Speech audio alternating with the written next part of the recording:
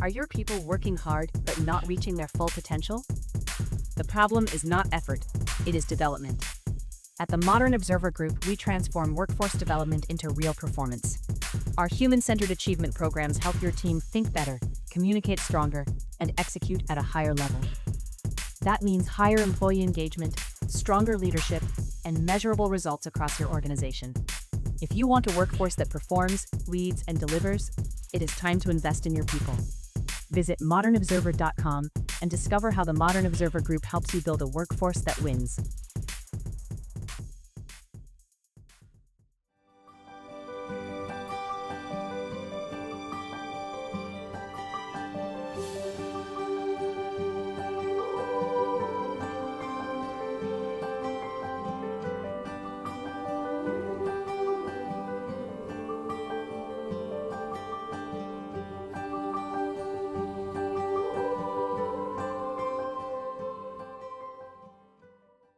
We are lighting the candle, a world that works. Hello, everyone. I'm Bill Correll, and I'm here with my dear friend, Jan Jeremias.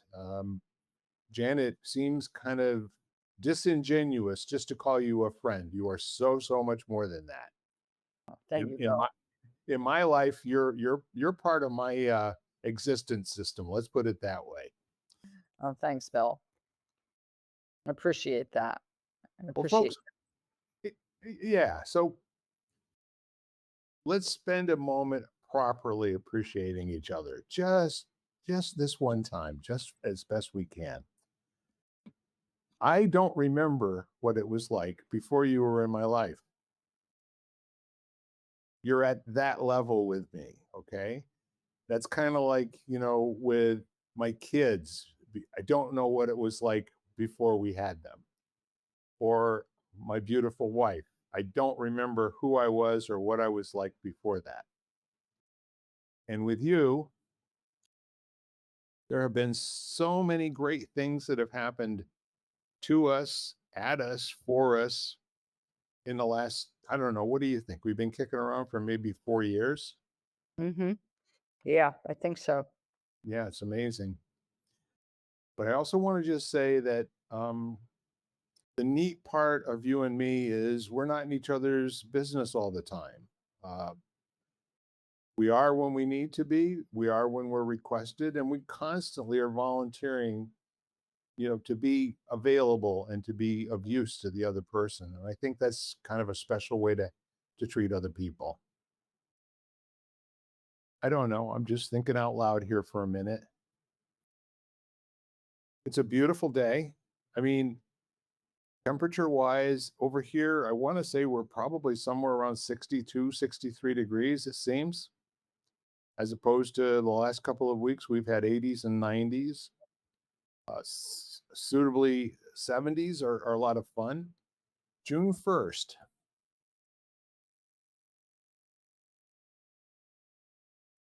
I'm really kind of struggling with the whole notion of I remember driving to Florida the first or second, actually the second. I was here for for New Year's Day, and then the second day I hopped in the car and headed down. But beyond that, most of the rest of this year is a blur. And I don't really think of it in terms of like having a value of either being good or bad. It has just been a blur. And there have been all sorts of ups and all sorts of downs. And I want to just say that thanks to the people around me, my downs have not been, they really haven't been, worth reporting or talking about. And I know you know what I mean by that, Jan. hmm The Yeah. please go ahead. Yeah. Absolutely. No, I do know what you mean. Um, and I think that, I think even when, you just have days, some days, even when there's nothing going on, where you just get up and you're like, I don't know, you feel off, or you feel like, I don't know, maybe you're down or whatever it is. And just one is being able to reach out to people when you feel like that, like we talk about at the end, and sometimes it's just knowing that you could reach out to people, even if you don't feel the need at that, like, you don't want to at that moment, like, if you really you're like but I do have people to reach out to if I need to, Yeah. and I think that that's a huge I don't wanna say even advantage, gift, um, and then so yesterday I was feeling kinda down, and I sat there and I was, like, reflecting on, like, what was it? Like, why was I there and what did I feel? And part of it was the fact that I was really tired, so that never helps me feel like, I'm tired. I think of it as being a baby, I get crabby, like, I'm just like but some of it and I just started to think about, you know, well, this and this isn't working, but this and this is working and just started to reflect on the things that are working and not that I was ignoring the things that aren't working, but I just needed to, soften that part, like that dynamic. And we opened up talking about going to the edge, like just kind of like, okay, I'm not denying that's there, but I also have to keep space for the fact that it's not absolute. Like not everything in my life is bad, and not everything in your life is going to be hunky dory. Great word, hunky dory, or Yeah. two words. but but that's but it's going to be both. Yeah. I think, a thrownness when something is unexpected. The things that I like to call breakdowns, and that's when there's an unmet expectation, a breach of an agreement, or a failure of something to actually be what was intended. And being a breakdown is something that can be altered and fixed and upgraded. Um, that kind of like puts it into a mechanical language domain separate from, but still carries along with it some of the flavors and smells of it being a bad thing. If something's just bad, there's not much to grab onto.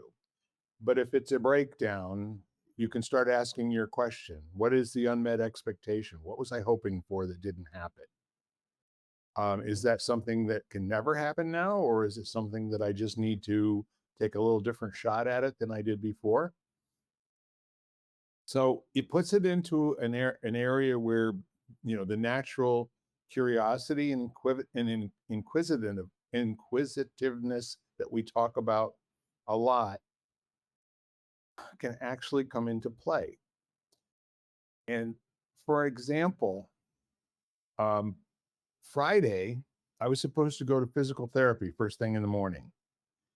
And unfortunately, I didn't get the message that we were going to be having our crew show up and replacing the lead main pipe that we've gotten water through probably since the 1890s. That's when they put the original system in. Lead was pretty pliable, easy to work with, and so a lot of pipes, back in those days, they didn't really understand that lead was bad for your body, in that period of time. And in fact, through antiquities, people made drinking things, and they made their plates and stuff out of lead. So um, long story short, uh, night before, Jan says, "Okay, so it's confirmed the guys are showing up tomorrow, probably somewhere around 8." And I said, "Guys?" And she said, "Yeah, they're going to replace the water main." I said, "Oh, okay." So I had to leave a message for my physical therapist, who's one of the neatest people on the face of the planet. And I was so disappointed because I haven't seen her for almost 2.5 weeks, going back before I had my surgical procedure, and I was really looking forward to seeing her. So the breakdown was, it's probably time for somebody to look what I'm doing with my exercises on a daily basis. Help me understand the different testing that I've been doing as a lay person, trying to understand what my true capacities are, and whether or not I'm going to get back uh, to where I thought I was, before I had a fall down in Florida. And the other thing is she gives a damn good hug. She's not very tall, but she's a, she's just a warm human being, and she's very open, and the two of us kind of feel the same way about exchanging energy.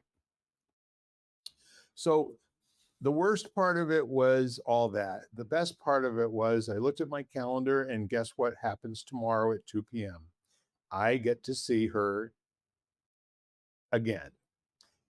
Now, staying in line with all of that thinking, and also kind of acknowledging her for being one of the people who has helped me both physically and sanity wise get through the last 2, 3 months. Tomorrow may be the last time that I actually end up spending time with her, with for physical therapy for at least the next few weeks. What I mean by that is that we are kind of approaching to where exercises are not going to be much more of a solution than they have been already. I think it's kind of the nature of soft tissue injuries that when they occur, they're usually going to be about as good as they're going to get, maybe 2, 3, 4 months later. And I'm at 4 months.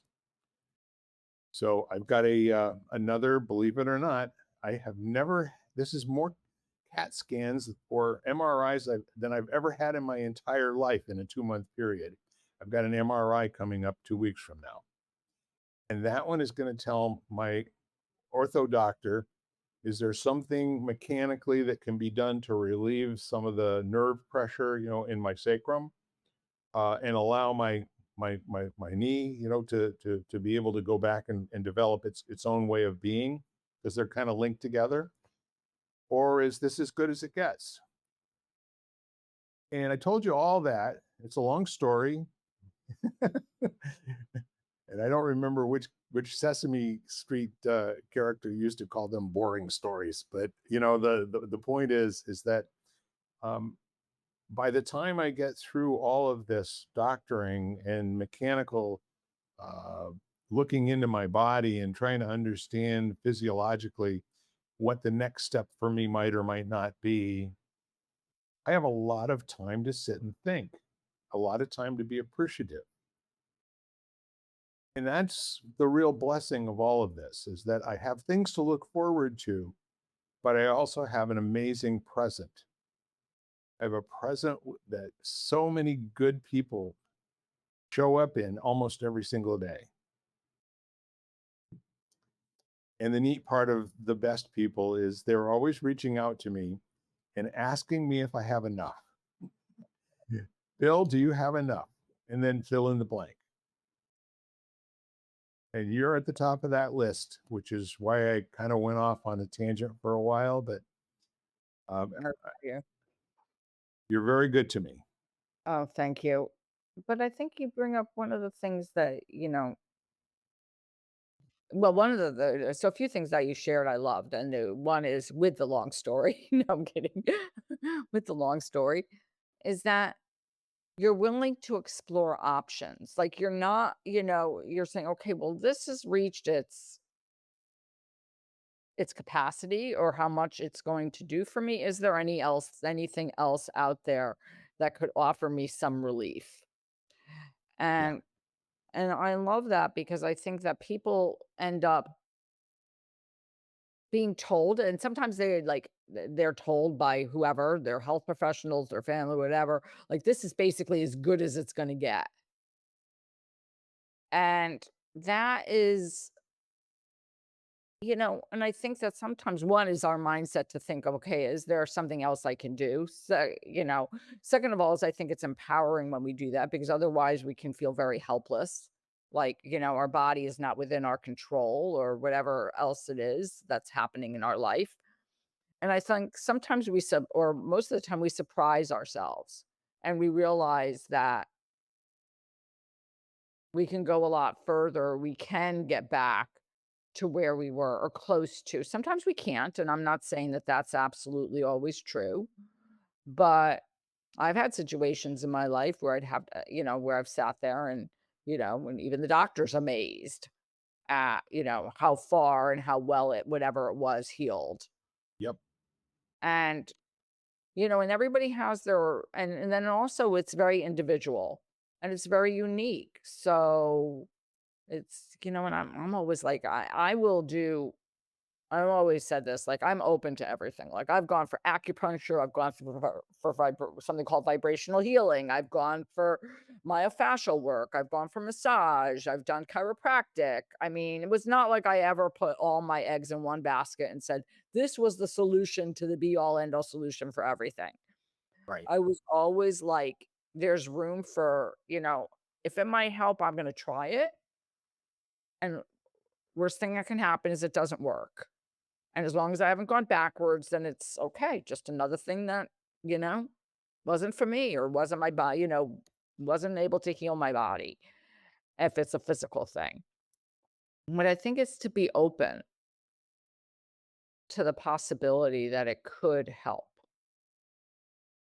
Yes. Because if you're not open, nothing's going to help. I mean, it Yeah. doesn't matter it doesn't matter what it is. Then nothing's going to help. I think what's kind of neat also about that, Jan, is that I think different people have a different idea of what being open can mean and is what's available for them. And I think that one of the things that people who try to be open, and that word try is important in this sentence, is they're mostly not believing that there's going to be anything that's going to be um, of use going on, and they may just be going along for the ride and not being part of the responsibility for the outcome. And and what I've found, and what I also hear in you saying is that when the cool stuff happens and people predict what it's going to be like, and maybe we're not on the same sort of path for recovering and for pain levels and all the rest of that, and it seems extraordinary, or it seems like the head of the class sort of a deal, um where that doesn't mean anything. It's not like you know you're cool because you don't have as much pain as other people have reported. Each of us is different. So the whole notion of being open to things means, what if you and I have some areas in our life that we really know nothing about and have no expertise? And that's resting on the shoulders and standing on the shoulders of the fact that we have expertise in many areas where we can really authoritatively, contribute to other human beings through our knowledge. And then there are blind spots. There are things we've just never experienced before, or how we've experienced them has been contrary to what might be possible if we are open to experiencing them differently. Yeah, and I think that we tend to be I mean, in general, I think it's human, like we tend to be very narrowly focused. So I'll use this example and I'll just say, okay, let's say I have a student right now, a yoga student who has tennis elbow. Okay. And she came to class last week and we were doing some stuff or whatever. And even she said, oh, I went to my acupuncturist and they said, it's really not my elbow, it's coming from my shoulder. And I think that we tend to be like, and it's common, like my elbow hurts or my knee hurts. And we look at it as being related. And yes, I'm not saying that the knee doesn't hurt or the elbow doesn't hurt, but most of the time it comes from someplace else. And I think if we can get curious enough and kind of like look at it as kind of like this intriguing kind of, I don't know, search or quest for something, like almost like a treasure hunt kind of thing, is like, with that kind of energy of curiosity, then you can sometimes decipher where it's coming from. And that becomes something that's in a lot of ways, is very individual. It's very unique to each person. And, and I think if we look at some of what like is happening in our lives that is not physical, like just in a situation or in a relationship or, is to just get the curiosity, like Gene, or that curiosity element turned on of like, okay, well, this conversation did not go as planned. or how I wanted it to, or I expected it to, however you fill in the blank. Where was I when I came into the conversation? Like, what was I thinking? Did I have this particular agenda or quote unquote in my mind? Yeah. What we talk about being open, like, was I open or did I have like a plan when I went in that I wanted this particular outcome? And I think sometimes being that objective and that open is hard because we do have an agenda and we do have a way we want things to go. Yeah. And I find the biggest lesson with that in my life lately is when I have conversations with my mother. Because I feel like and I get along great with my mother, but I have to remember, and I keep on reminding myself that it is her life, it is not my life, and that honoring who she is in that process of knowing and not, like, coddling to her necessarily, but being able to, like, see who she is and knowing her age, which my mother, let's say, God willing or whatever, will be 90 in October. Right. And just knowing and that's how she's been, and the fact that she's probably not gonna make any sort of drastic changes in who she is. She's not, making any drastic changes in who she is, you know, and she's a beautiful person, and just knowing that when I go into conversations about anything with her, and therefore just I don't know, it's kinda like every conversation, I just look at who she is. Like, who's standing before me? She's standing before me, you know? It's a lot better than if I come across with a particular, like, idea about something or a particular thing I think she should do, and most of the time, I can then broach what I think I might suggest, but if I read her where she is, then she's much more open to hearing it, as opposed to, like, just coming in and saying what I think and I feel and kind of ignoring the fact that she's standing there, or, like, not ignoring, but ignoring who she is, and then all of a sudden her guard goes up, and when her guard goes up, all of a sudden my guard goes up, and then it serves no purpose because nothing has been created from there. So I'm hearing you like you meet her conversationally, and how do you go about determining where she is? So, I mean, well, I think first of all, I talk to my mother every day, so there are a lot of at least once a day usually. So I have a lot of conversations with my mother. Yep. So I think I get on, and I think something that you share quite often, Bill, is I listen. It's like I sit there and uh, you know, I can tell by the sound of her voice. I know the cues to look for, of, you know, she's been out and when she lives in Florida and it's been 100 degrees and she's hot and and she's tired, like, not necessarily a good time to bring up some stuff sometimes. When Right. she's not feeling, when she's that, as we talk and she cools down and she calms down, whatever's happening, then the conversation can flow or whatever. But it's kind of like I said, when I'm cranky, like, don't bring certain things you just don't bring up because I'm not in a space to receive them. Right. And I think that happens by listening. Yeah, and the listening that I hear you talking about is full contact, all six senses. That's right. Bring It's it all to bear and focus. and yeah, it's like, it's like listening. And it's listening to like what we might call like somebody else might consider, but knowing my mother well enough and when like she's hot and she's tired and she is 90 almost. So it's the kind of thing where, different things make her like if she, what makes her tired isn't what makes me tired being 30 years younger or more. It's Right. the kind of thing where it's like, oh, okay, like she went and she did a few things, which is huge for her in that kind of weather. And honoring the fact and being also, I think, of truly like I look at it and I think she looks at it. She was so cute when I saw her last and we were chatting and everything. And she said, it was kind of like just this, like, kind of little, she's like, I'm really proud of how well I've done since dad died. And haven't I done really well? And I said, no, you've done amazing.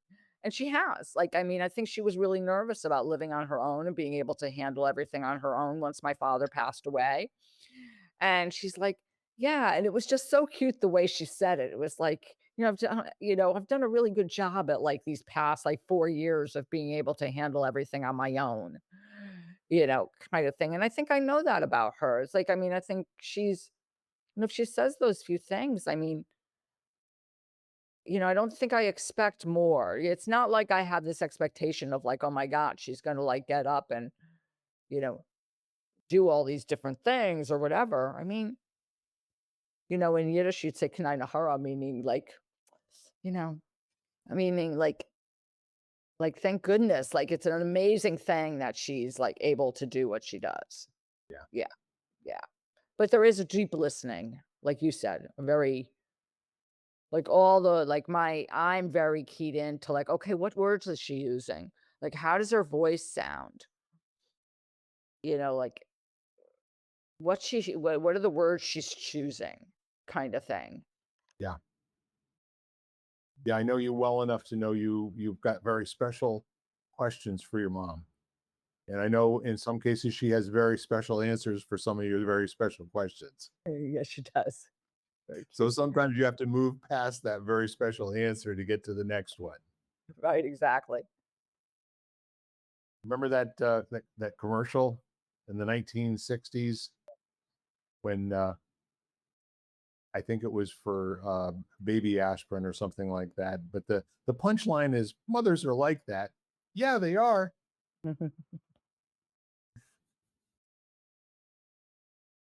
If you've been fortunate enough to have an experience with a mother, then you know that for the most part, their script isn't always going to be very, shall we say, apparent to you. And shifting from your mother to my mother, I used to have to. It was a little bit more like um, an inquisition, than a question and answer period to nail her down. I mean, her way of being sometimes, and this was just like a persona that she put on somewhere along the way, was if there was a question that I asked that she didn't like, she just ignored it as if I had said nothing. Okay. I would say, Mom, I just asked you a question. She said, I heard your question and I'm not going to respond to it. Selective hearing, yes. Yes. Yeah. So once I understood how we were playing the game, that changed things up and gave me a fighting chance. Right. My grandmother used to like, you'd call her and you'd say to her, "How are you, grandma?" And she'd say, "Oh, like better than I was yesterday." Well, yesterday, and then the next day she would call her and I would say, "How you doing?" "Oh, I'm better than I was yesterday." "Well, you said you were fine yesterday." So That's funny. funny. It was so Well, funny. speaking of grandmothers, when I spoke to my grandmother, it was always something like, "Hey, Graham, how you doing?" And she said, "Oh, Billy, they tried to kill me, but they weren't successful."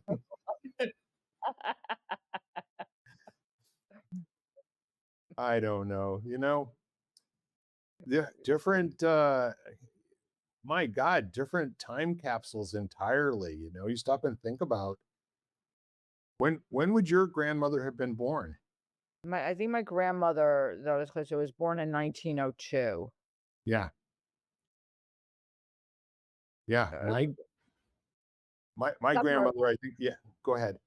somewhere around then, yeah.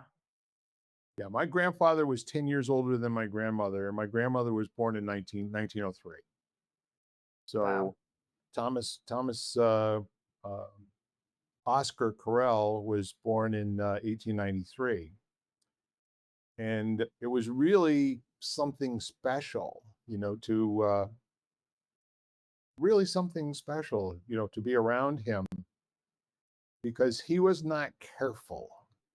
I mean, if you want to talk about a German hard ass, that's what he was. Our people got here in the mid 1800s. So I'm not talking about anything with the conflicts last century in Europe having anything to do with it because I just think he was one of these people. He worked hard for a living with his hands. He became a supervisor at Chrysler, car company, and then he became shift superintendent of the second shift, at a plant. And he was capable of a very cutting sentence that would end your existence, or a very loving sentence that would make you feel like you were $1 million. And I think he kind of honed those skills by being all over the place. I mean, a big night for him, and I'll tell you this story because when I first went to Detroit, my very first trip that I went, I was about a 1 year old, and I don't have any recollection of this, but he packed me up and he took me down to the corner bar to show me off, you know, to Jackson and Shorty and Stinky and the rest of the guys that he hung out with. He wanted to show them what Notre Dame's quarterback was going to look like in 1972. I don't have any recollection, but that was the story, and he couldn't have been prouder. I mean, he just plain couldn't have been prouder than to show up and show off his first grandson.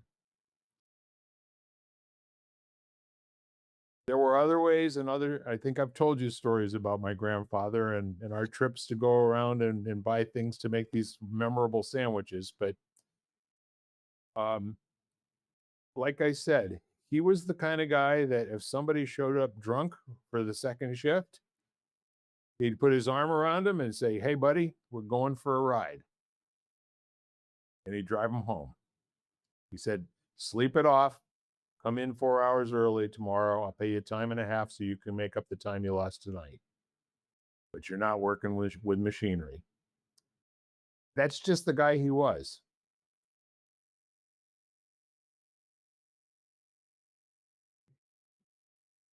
And you reminded me, now I'm just thinking of my grandmother who was, like, probably the kindest and never really had a negative word to say about anybody, Yeah. anybody. But, just this feeling of, and I think everybody, I mean, I don't know anybody who didn't have that feeling around her. Like, just of everybody was welcome, everybody was, um yeah, everybody was welcome. Yes. She never had an ill word to say about anybody, um, you know, at least outwardly, like, maybe, after years or whatever, when we got older, maybe she would mention something about somebody, but in general, not a word ever. Yeah. Just such a nice, good, good person. And it's just so interesting when you have those people in your life that are like that. And I think sometimes you don't even realize the influence they had over you. And then all of a sudden something happens or a memory comes to mind, and when you're doing something or they remind, and you're like, "Oh my gosh, like they had such a profound influence when they said that or they did that or the way they were." y- or even through a story, even if you weren't there firsthand, just like the story of your grandfather. It's just like to hear that and you're like, "Oh." And I think it just teaches you, like we talked a few weeks ago or like a month or so ago, about values. And I think that that's where you learn your values, is from Yeah. things like that. Like your grandfather obviously valued human beings, like valued other people, and also had a respect for them and an understanding, like, and that was, for the fact that this guy probably had a family.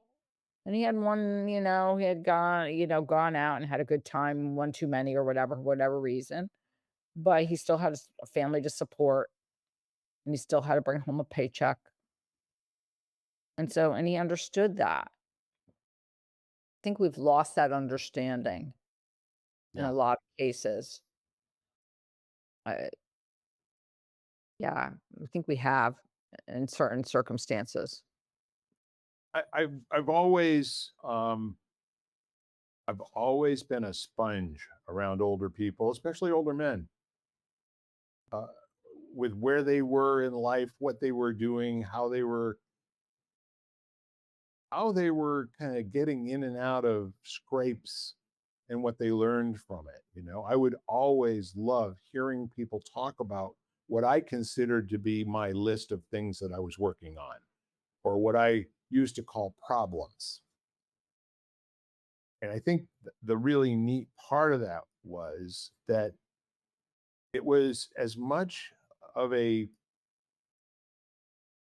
Greek Socratic education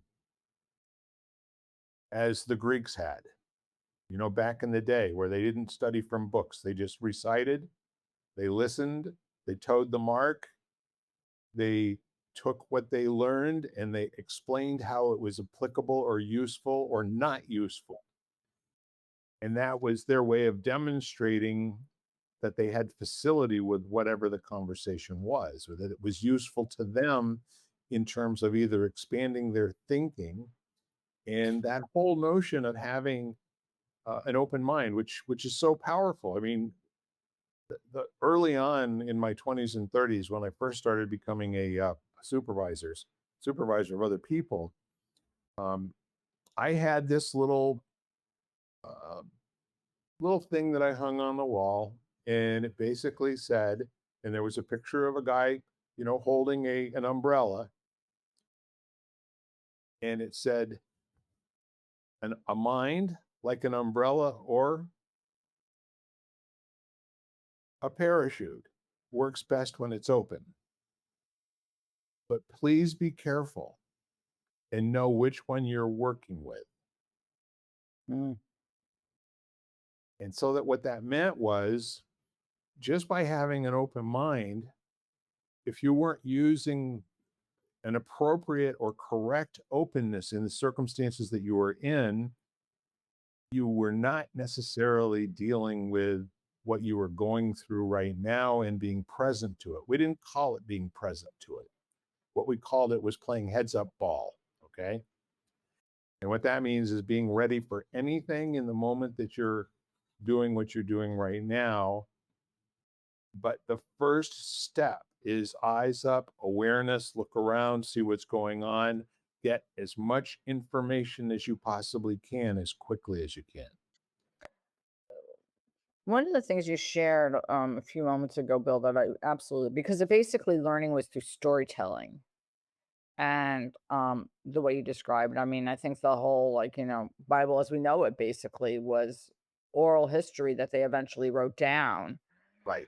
or oral stories that they eventually recorded. And I think that learning through storytelling, one is that's, I think a lot more engaging and a lot more, you have the ability to grasp and remember it, I think, a lot better because you remember the story, Yes. and so I think that what you're sharing and what we've shared about like our grandparents, it was because, we listened to their stories.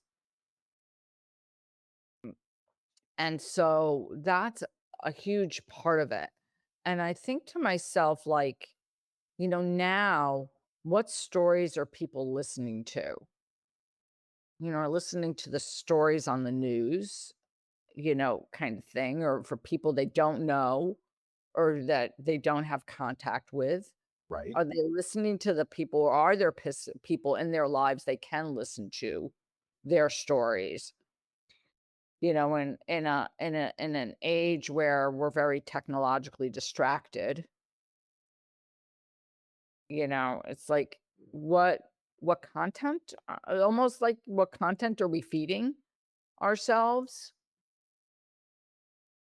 And what stories do we relay, us included? Like, what stories do we share with people or with Right. friends or with kids that we happen to become across with or whatever? It's like, what, because I do think we learn through stories. And I think that's really, it's like when you hear about someone, like someone from a particular era who passed away. It's like almost like to me, like there's this double kind of mourning or whatever. It's like, oh my gosh, I hope I remember their stories. or I hope I missed out on hearing all their stories because now they're not here to share them.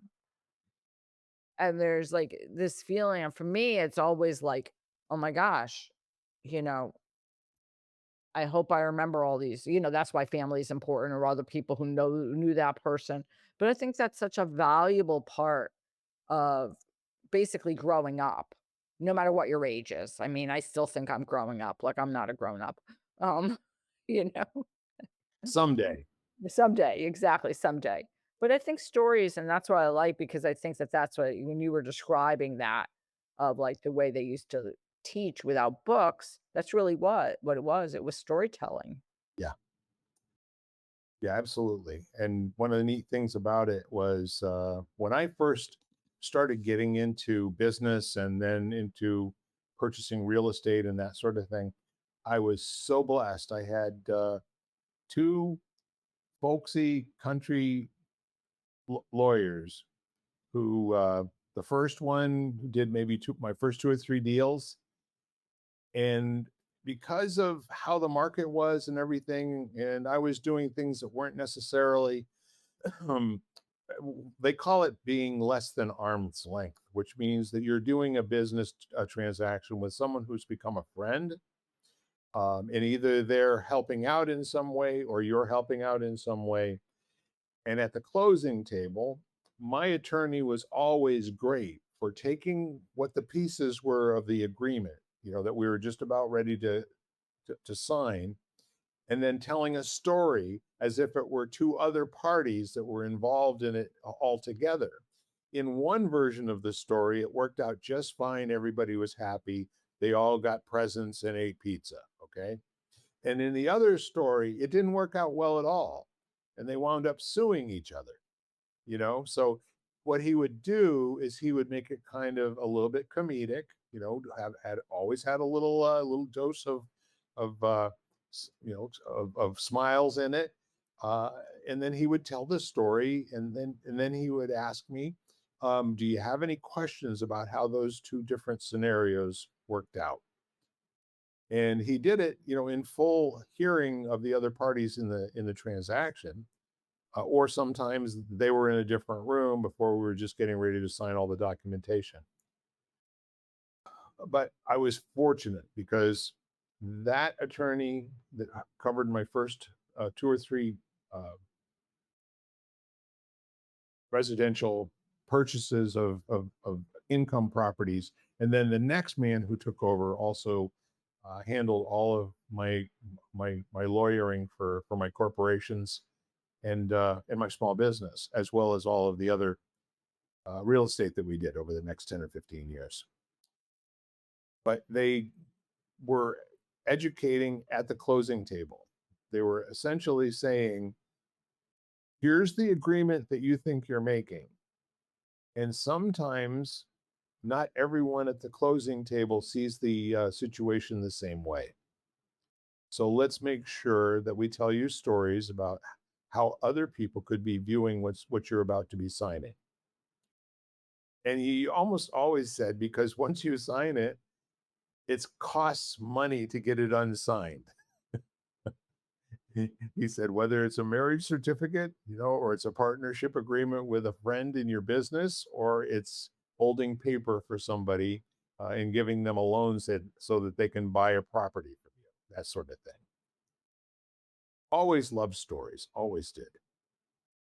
And I think throughout history, I mean, stories are amazing. I mean, if you look at what all the, epic tales from all the different traditions and religions, it was all based on stories being trying to relay a particular value or thought or way, of a way of being. It was always about it was they were always had some sort of, I want to say, higher kind of intent than the actual story itself. Right.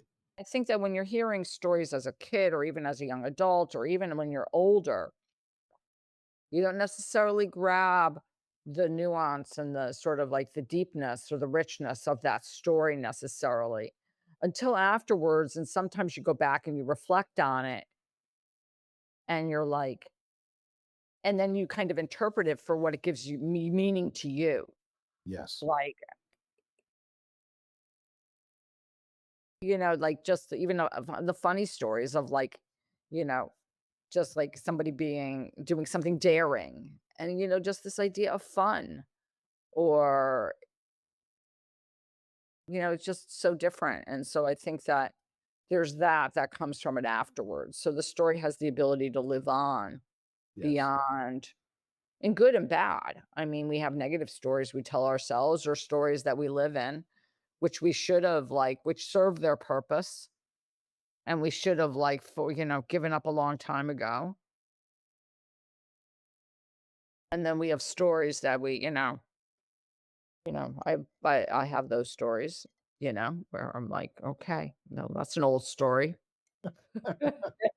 That's an old story, put it Yeah, down already. you Put should it get down. frequent flyer mileage for some of those stories, right? Exactly, exactly. That's right. Well, the thing I always like coming back to was in the in certain books of the New Testament, especially the Gospels and the Psalms. Christ was he was a rabbi. He was a teacher, Mhm, and his whole all of the parables and all of the stories that he told were so that people could place themselves into a particular way of thinking that didn't require telling them how to think. mhm. And it's an effective way for traditions to be passed on. And as you said, and I stop, and the more that I look into, say, for instance, the Bible, there is no the Bible. Just as there is no the Quran, there is no any of our holy books that started out their existence, especially the ones where the books are referencing things that happened 5,000 years ago, you know, or whatever the time was. Most of those were oral traditions for a very, very long time until they got written down, um, less than probably 2,000 years ago. All of the stories that were originally written in Greek and then in Aramaic. Um, but we also find out that the great keepers of the early traditions were the Ethiopians, to the tune of they may have 88 books, as opposed to the 60 some that we have in a modern Christian Bible. So what it really all comes down to is which stories fit which narrative of what people thought the reader or those who were going to pick up the tradition and carry it on would need, and which ones got in the way. And the neat part of the Torah, the Quran, and the Old Testament, pretty much the same thing. I mean, there are nuances in terms of how they've been wordsmithed, and obviously being written in a Farsi dialect is a little bit different than being written in Hebrew or in King James English. But the neat part of all of it is that there's a shared um, you know there's a shared history that we have, and we could expand on that, and we could use that to break down the space between us if we really chose to. Mhm. Yeah, I mean, I think because if you yes, absolutely, because I think that if you look back, they were basically all talking about the same thing. Yeah. And also, I think what I love about a lot of those languages, whether it be, you know, well, I know probably a little bit more about Arabic and Hebrew than I do about Farsi, but is that the words that were chosen when they wrote it down were really important. Like they chose language and wording that was really important and kind of was the embodiment of whatever they were trying to relay in the Right. message. The language was very important. And so words were very important. The words they chose were very important. They had multiple words they could have used and they chose specific words because of it, Yep. because of what they were trying. And I think that that's that's to me beautiful because when you talk about communications, it's like the interpretation comes or the sort of like the owning of it or whatever is based on the meaning of what like the words actually meant, Right. in addition to the story itself or whatever the message was. And I think that then there's a deeper kind of ownership of it, like an owning of it for yourself, especially if you're willing to go deep enough to look at what that is, like to the word that was chosen versus like, let's say you go to the word love and all the different variations of love. And at one point in the Bible, they never used the word love in the Old Testament. Like that's not used. Yes. They use the word serve, which we would have of kind of like, well, what do you mean serve? But it was Yes. like to serve man, to serve each other. Like it was just like, oh my gosh, that was love. That was the expression of love was to be able to like put someone else before yourself. Right. Yeah. One of the biggest word substitutions that I enjoy hearing about, and theologians who take the time to go back and study the half a dozen different ways that the Bible was written in their native tongues between the Greeks, the Aramaics, the Ethiopians, the Romans, and then other uh, um, dialects into Europe, Germans and et cetera, Latvians, all the rest of that. And one of the most interesting thing is that like Southern Baptists talk about being God fearing. That's an important word. The word that got translated into English, being fear, was a word that actually meant, awestruck love. And that's a huge, huge difference and distinction. So depending on which version of the writings that you're looking at, um, people will have conversations that go on for an hour with a word that they're seeing that might not exist in everybody's Bible, Hmm. just as an example. And if that's the case, um, what's more important, the lessons in the Bible or the words in the Bible or the Quran or the Torah? Why do we spend so much time convincing people that there's one true religion as opposed to having people learn how to listen for the commonality in all religion? Well, that's I think that's been the sort of like the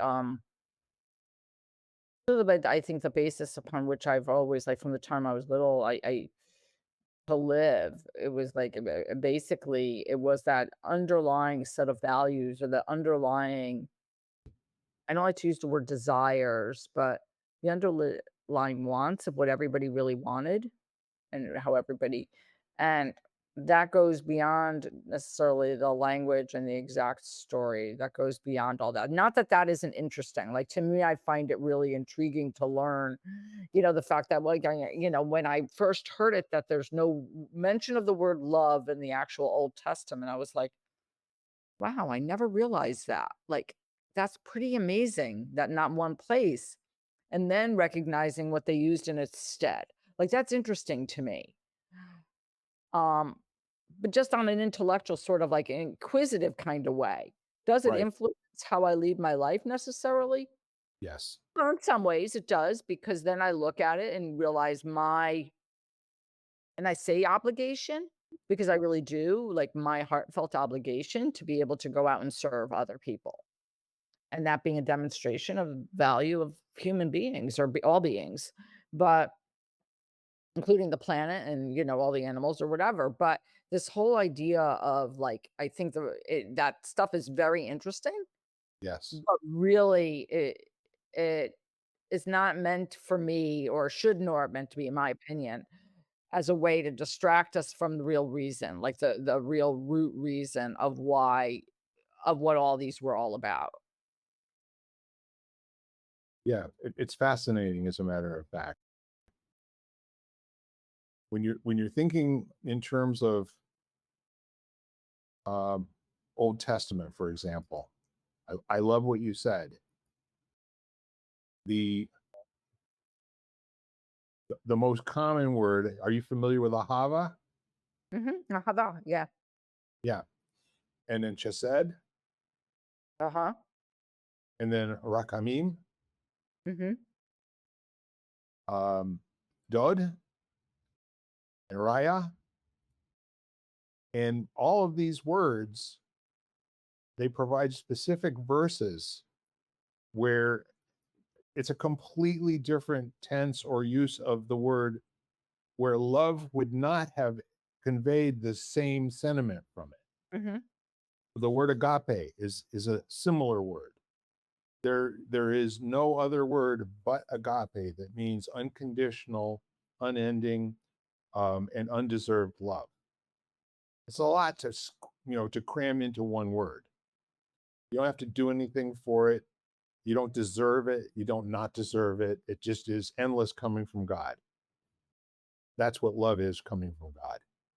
It's agape.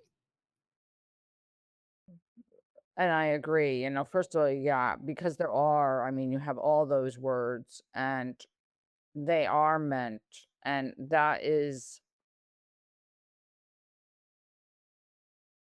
one of the things that's happened through time is it's almost, and I call it because I was listening to somebody, they were talking about this to a few people, and they were talking about the laziness of people when they speak, of basically not trying to search for the right word necessarily, Yes. and they kind of substitute in the word whatever, another word. Um, because in a lot of languages besides English, and even in English, there are different words for different types of things. And we know that because you can say you're grateful, you can say you appreciate, you could Yes. say you're thankful, you know, um, you're privileged and that, like, to have something. So there are multiple words you could choose, and each has its own sort of richness or feeling. Yeah. The non-biblical sentence that comes to mind is the one where we've been told that the Eskimos have 50 different words for snow, Right, exactly. and they're each one highly technical and descriptive of a particular type of situation where there really isn't too much confusion or overlap between these words. I think with all of that, we started out being open, in our conversation when we first got on here, and somehow we made it all the way full circle to love, which is not really a bad place to end up, is it? No, not at all. Not at all.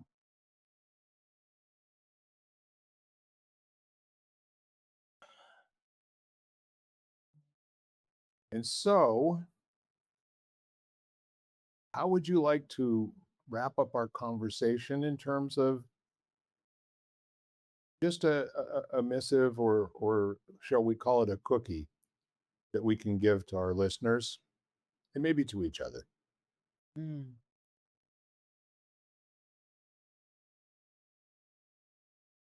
I guess it would be like, listen to the stories that you're hearing around you. Like, listen to the stories. Like, maybe listen to the stories your kids are telling you. Yeah. I love hearing kids tell stories.